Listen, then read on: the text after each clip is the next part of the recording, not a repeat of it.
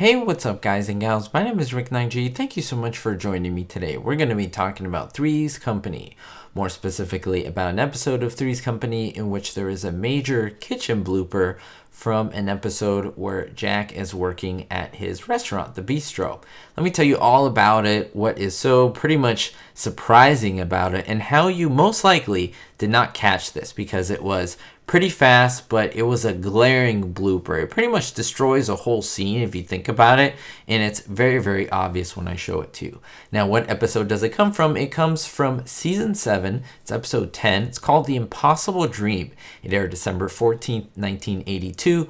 And in this episode, Jack's cook quits. Now, Mr. Furley immediately says that he will do the job, and Jack, well, he can't say no to this.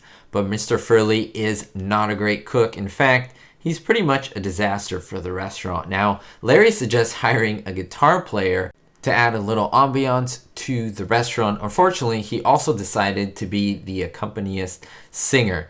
And of course, this episode ends in just a funny, super great nature with all the gang together and just some great moments. Now, did you enjoy the episodes where you can actually see the bistro or the restaurant? Because it was a lot more different than the previous episodes where we spend a lot of time at the apartment. But at this time, the show was coming to a close. It was in its 7th season already, and they had to change things up a lot. So the restaurant was a way to get them to another set, another setting, kind of change things up a little bit. But oftentimes when shows do this to keep the attention of the audience, the show suffers in essence. I mean, this has nothing to do with the blooper, but it was something that I really wanted to make a point about.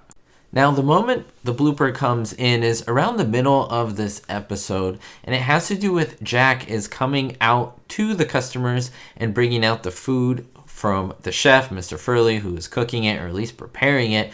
And as he's bringing it out, there's a lot of times where he goes in and out of the kitchen. That is, from the kitchen into the actual dining room with all the guests. Now, if you notice, he does this pretty flawlessly, as I've shown throughout this video, just some shots here and there. But now we see the glaring mistake where he comes out of the kitchen into the dining room, and you can see the set. You could see where the set was divided from the actual dining room into the kitchen, and you can see stands on the set. At least these stands were held to brace up the wall.